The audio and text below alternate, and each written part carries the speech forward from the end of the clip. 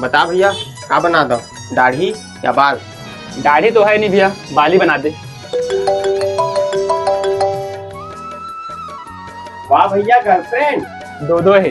दो का बात? एक जिल मैं प्यार करता हूँ और एक जिन मोर से प्यार करता सही है भैया, वैसे तो लगता भी हीरो जी से है कि नहीं? हूँ। पूछी तो गर्लफ्रेंड आवे कि अरे कहाँ भैया, कामे धंधा हमरा समय नहीं मिला। तुहरे दिन है अभी फूल मौज कला यासी।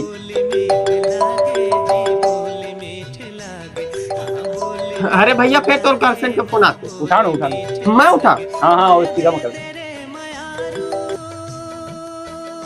हाँ बता बेबी। बेबी कहाँ हाँ?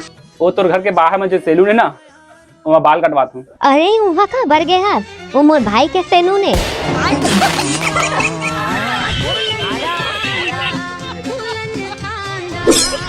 खत्म।